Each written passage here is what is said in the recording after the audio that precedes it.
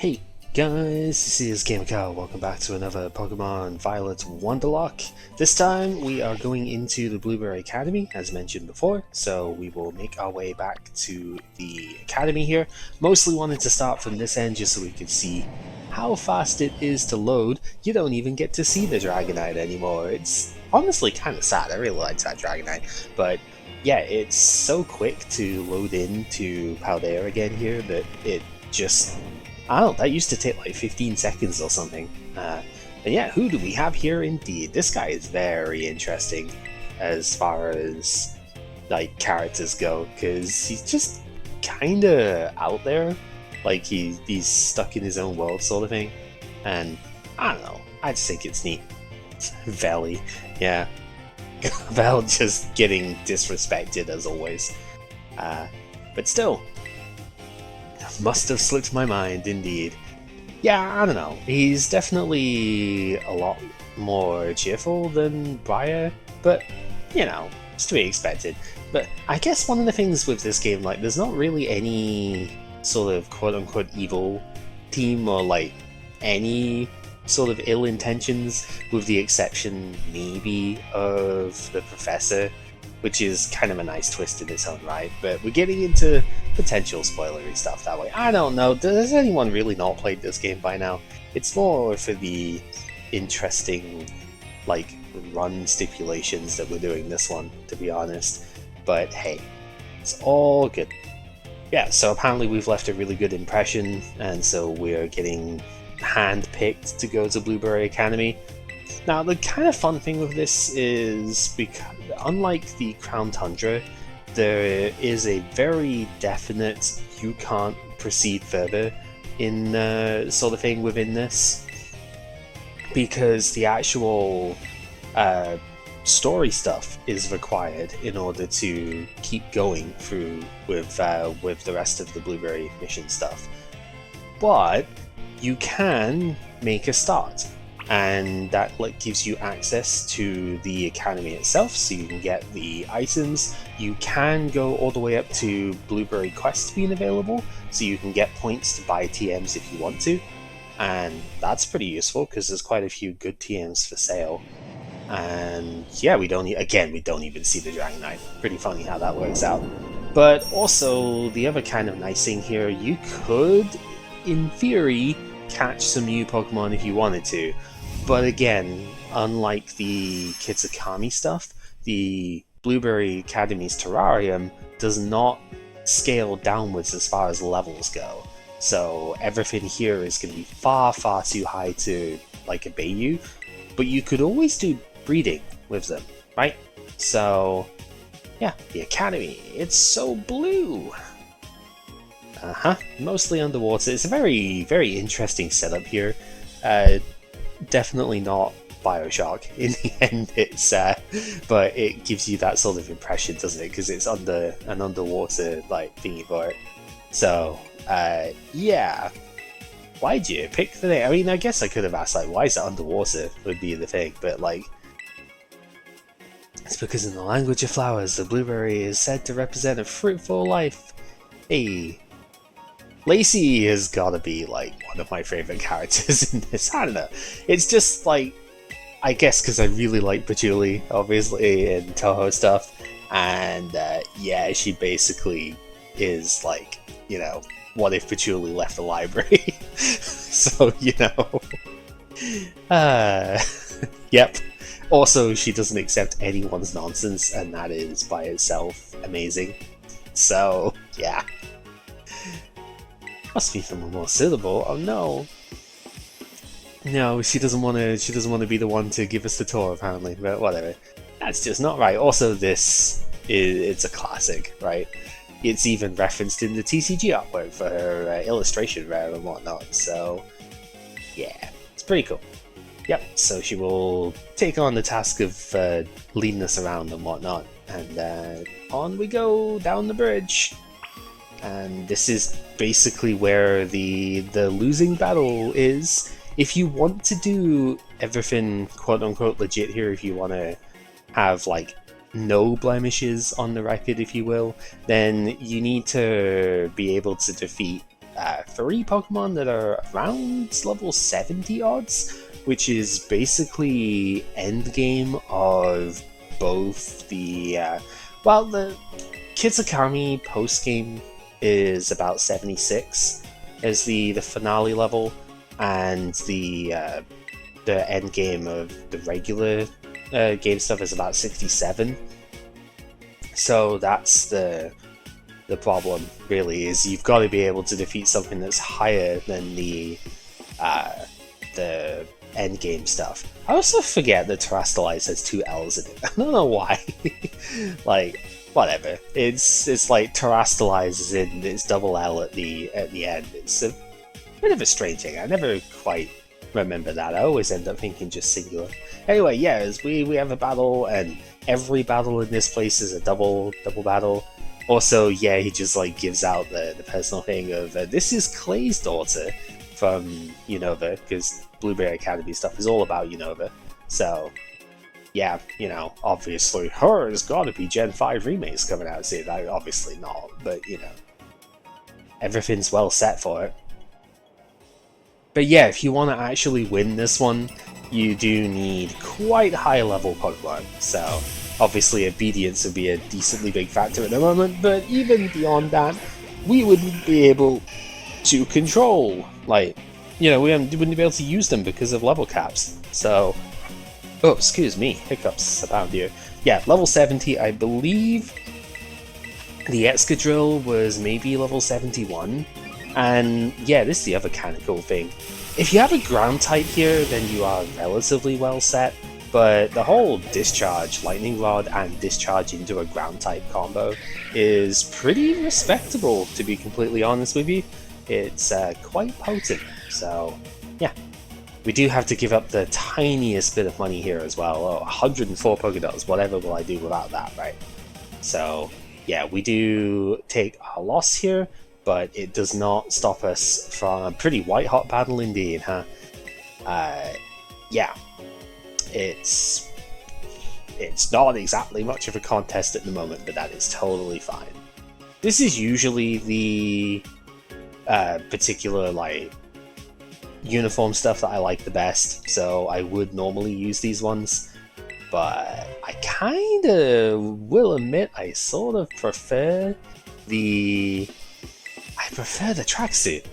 It's just new and different, so I'm probably going to change back in between stuff here. In fact, no, because it's so quick to do, we're going to change back just now. But also, yeah, the winter uniform is the one that I tend to use. I know it's Carmine's one, but just the color is the best to me. Blue is my favorite color after all, so we generally tend to go with that. But for this run, the tracksuit is new, so we're going to use that instead. So when we go through, we do get to use Miraidon here actually, which is pretty helpful. So just the tiniest bit quicker getting down here. And we get to enter the second DLC segment, by far the laggiest place in the original Switch version. Kitikami was really bad as well, but this just took it to another level. It was terrible. And a lot of places, especially in the savannah around the mud marshes and stuff, they actually almost crashed the game. They made it hang for several seconds, but still seeing the popping and stuff there. Again, it is Scarlet and Violet still. You're going to see the textures be very weird and whatnot. At least the lighting changes a lot faster than it did in the original version as well, so there is that going for it too. But yeah, it's certainly something. And thankfully, it's a lot cleaner than it was before. Once again, still not perfect, but you've got to take what you can at this point. You can still see the textures having to load in and stuff there when we get closer. That's the typical distance sort of thing I was mentioning before, right? Don't you already? Oh, I get it. Yeah, you want me to do the talking, and it's because there's a giant glowy orb up there, which is where all the Terastal energy stuff comes from. So, special materials being packed in, all the crystal stuff, and so that lets everything be, yeah, very, very sparkly in here. It's what's in the core? I have no idea. This is what I mean, this guy's just in his own world. It's kind of funny. But, yeah. This is the only class that we actually get to take in this place. I was kind of a little disappointed with that, to be honest. The classes weren't like the highlight of the original game or anything, but they certainly did give you some extra benefits and whatnot. So that's a bit of a shame that we only ever get to see the one. Even though we get to see the outdoor classrooms and stuff, we never actually do any classes and stuff here. It's very strange. You know, considering we're an exchange student, you would have thought that we would have been dealing with classroom stuff here as well. Obviously not. Doesn't seem like I'm needed here. Yeah, you don't just get to leap, but apparently we do. Yep, so we get the Pokédex app off of him for this area, so we have all of the Pokédexes available now. And he's like, well, I'm Buck Wild, yep. I love the like Pokemon pun stuff in here, like Paldea is your cloister, Buck Wild, yeah. Go Buck Wild, you know. But yeah. Lacey leaves us here as well, we gotta go to the classroom stuff. Not really too much of an issue, but what I do need to do before I go any further in here is go to those vending machines and buy some Pokédolls, because, oh man, if you run into anything here, you are just dead. Like I said, everything here is really high level, so we have to kind of keep that in mind. So, oh yeah, there's a helping hand TM behind the vending machines here as well, which is very strange. So, yeah, we can buy a whole ton of different stuff here, but clearly very cheap in this game too. The Pokédolls are the thing. I think Pokédolls used to cost like 1,000 or something, right? Or like the what was the equivalent in Diamond and Pearl? I think it was like the fluffy, the like Swablu fluff thing that was like a Poke toy. So the thing, I forget exactly what it was called, but we can get a whole bunch of different items and stuff here as well, but as you can see, level 56 to begin with here. But one thing I did want to show just before we go to the classroom bit, interestingly, the Terra raids themselves do not scale. They are still 1 and 2 star because that is where we are in the story. So what you could do, and what I did do in one of my recent playthroughs, is you could actually come in here to get Terra raid Pokemon, and you could use those in place of the wild stuff as well. It's pretty good. Yeah, these areas were the ones that kind of lagged and hung the game, trying to load in the Pokemon and stuff that were around them. Is honestly kind of scary. I thought the game was going to crash several times so the bit here, but thankfully it never did. It just really looked as if it should have. One of the cool things about the very opening bit here, since we're never really going to come back here, the opening section here is basically Gen 1 Safari Zone. It doesn't quite have everything because Pinsir's not in this game, but it basically has all the Pokemon, and Nidoran as well, but like it has all the Pokemon within the Dex limitations that were in the Safari Zone until you get a little bit deeper in, and then it switches to stuff like Trapinch and the Buck and whatnot. The other kind of interesting thing with the area, there's 4 different zones for this place, so since they did put Buck in and like dealing, the different zones actually have different versions of dealing. So you will see the spring, summer, winter, and autumn ones depending on which place you go to. It's really kind of cool. Anyway, we are just making our way over to the classroom. There's not really a whole lot to go into as we do that, so we will simply see each other back there. I guess one thing that's worth noting, the packages of Terra Shards, we're not really going to get to see too many of the numbers here, but unlike every other place, you get larger quantities of Terra Shards here, particularly Fire Terra. So if you did want to change your Terra type for the main game, because it's almost impossible to get all of the shards that you would need in the base game stuff, if you wanted to change your Terra type, then you could explore around the terrarium in order to get enough shards to change your Terra type. It still takes 50 to change such, said type, but there is enough, I believe, of every type of shard, where you can get at least one terrestrial change for said type. So if you really wanted to change that, that would be one way of doing it. So our task here is to get an Alolan Executor. We obviously can't catch anything in here because there is still a catching penalty for trying to catch things of a higher level than the number of badges you've got.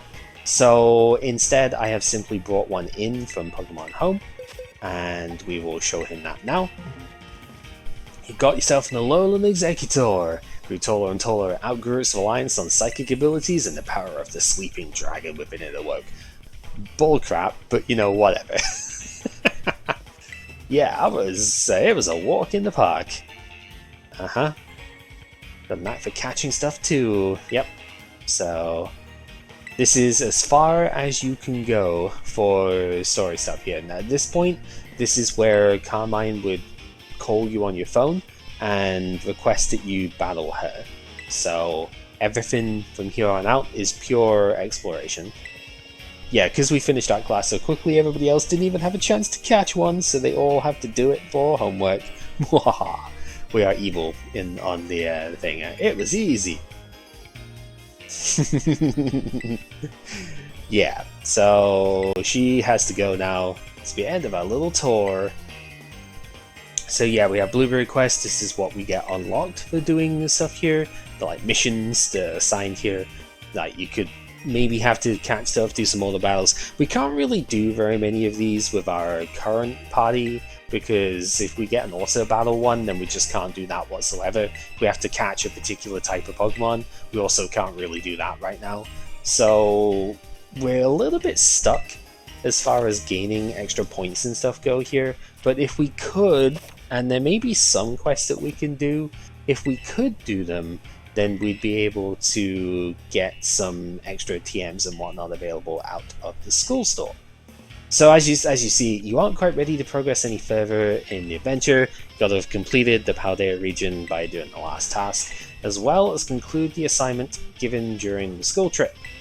So yeah, can't really go any further that way, but you can explore this place to your heart's content, and you can get a few TMs and whatnot. There's not as many TMs in here, at least immediately available, compared to the ones that we could get in Kitikami, which is what most of the rest of this excursion is going to be for. But the ones that you can get here are mostly unique to the second DLC. There's additional TMs given for each of these. It's kind of cool, right? Because in the Sword and Shield DLC, we did have tutor moves that came out in Isle of Armor, but then we never actually got additional moves for the second DLC. We just got extra copies of like powerful base TRs and stuff. But yeah, like Solar Blade here is a TM that is unique to the Blueberry Academy, right? It's unique to the terrarium. We can, if we were to be able to defeat some of these things, we could craft one, but like, yeah, we actually don't get access to it in the base game, so it's pretty cool. Regardless, at this point, it is, like I say, in a case of explore the place and get as many different items and stuff as we can handle.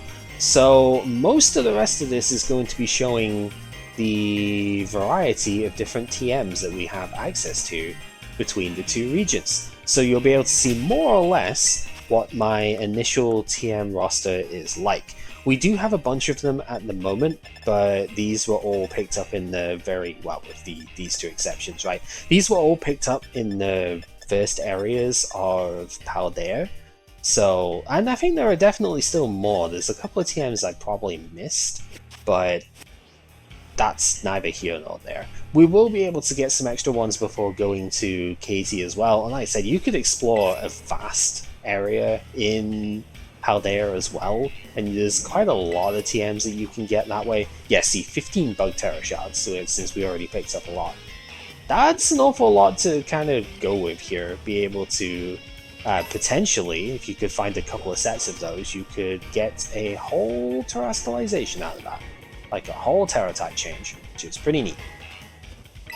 Anyway, enough yapping. I will basically just montage the different TMs or like other... Maybe if I find another very significant item, I will also montage that in, or like put that in as well. But we will just go around, collect all the different stuffs, and see where that takes us.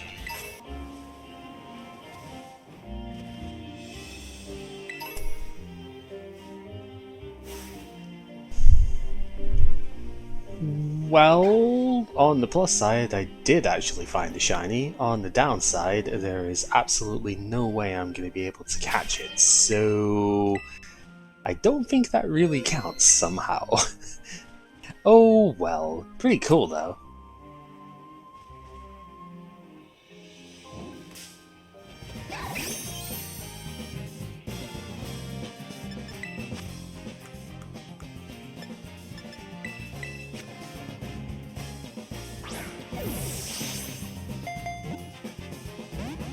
Yeah, that was the only hope, was to try and catch it in the quick ball. Since that didn't work, no chance we're actually going to be able to get it. But hey, at least we saw one. That's cool. I don't even have any way of statusing it either, so yeah, I don't know.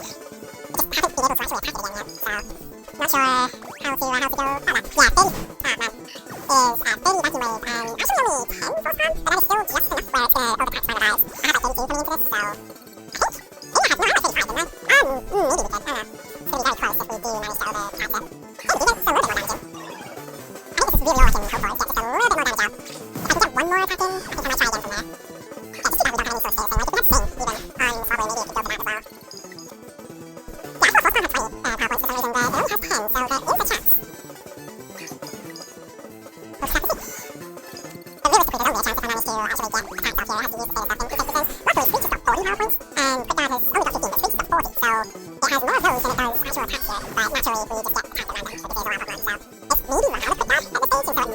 okay. Okay, there we go, get a bit more damage out. Do we just attempt to catch it from here? Oh, with the crit? Yeah, I think so. Let's see if we can get it from here.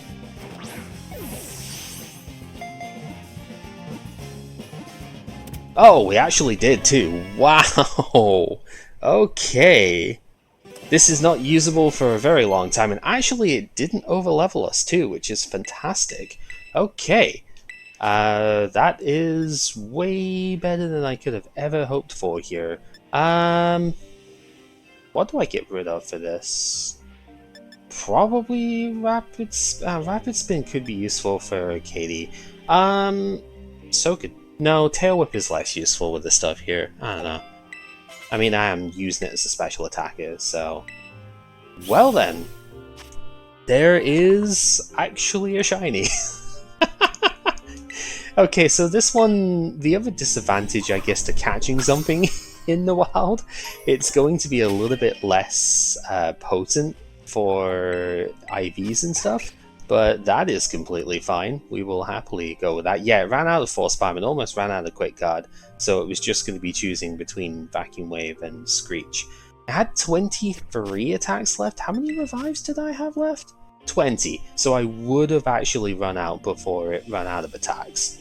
So, kinda lucky that we managed to catch it before that happened. Yeah, just digging up all the items and stuff on the way around, finding the timer balls definitely helped out quite a bit. This is cool. I will definitely swap this over to my other save file to, you know, improve it as much as I can. Obviously the IVs won't be improvable yet, but once it hits level 50, assuming it survives that long, but as it should do, once it hits level 50, we'd be able to have Lucario for this too. Kinda cool. If I had to Soothe Bell, I'd probably go ahead and keep it out actually, but I didn't find that in Mesagoza. I know it is there, I just don't remember where exactly, so yeah. But hey, there we go. Extra encounter for later on in the game. And also just finishing up with TM stuff over here as well. Yeah, this place is very scary because it doesn't actually level scale down, so everything here is like at level 50 still. In fact, I think it does technically scale up a little bit when you get to post-game, because I think the stuff in here approaches level 70, but it's still very, very high level right now. So just like with the terrarium, keep yourselves stocked up with Pokédolls if you're going to come here early. So I definitely can't catch this one. I wrapped up everything. I was just doing exploration to get some TMs in the terrarium, and yeah. This one is level 71, however, so even if I somehow was able to catch it, it would not be usable for like any of the game. But I guess this just really wanted me to see as many shinies as possible here, huh? Unbelievable. I'll go ahead and encounter it anyway, just for the fun of it. But, like, there is absolutely no way that this one could possibly get caught, right? Yeah. So, that's pretty much that. Giga Impact! That's a bit excessive, don't you think? I didn't even know this thing got Giga Impact as a level up move. But yeah. Essentially, that is another shiny hit. Luckily, I do actually have one of these because I managed to breed one before, so I'm not losing out in terms of stuff that I haven't ever had before. But man, what a silly way to end this, huh? Well, I certainly didn't expect that to work, but a combination of Leech Seed and more revive spamming kind of actually got us there. So yeah, we've managed to catch this too. I still had the extra Pokemon on my stuff here, so it was like I didn't have to worry about over leveling the main crew. And yeah, I guess we have a Electabuzz too. I don't think I'm going to count this one for somewhat obvious reasons. Even if I did, level 71 is only for Blueberry. Maybe that'd be okay actually, because this could be one of the ways to get around Drayton's issue later on. So I guess it's plausible. But yeah, I guess I have to eat my words a little bit for the not finding shinies thing, huh? Oops. Oh dear. It happens, I suppose. Okay, so original plan was to show all of the TMs being picked up, but other than it just taking an absolute age to do that, the shinies definitely threw a wrench in the works here.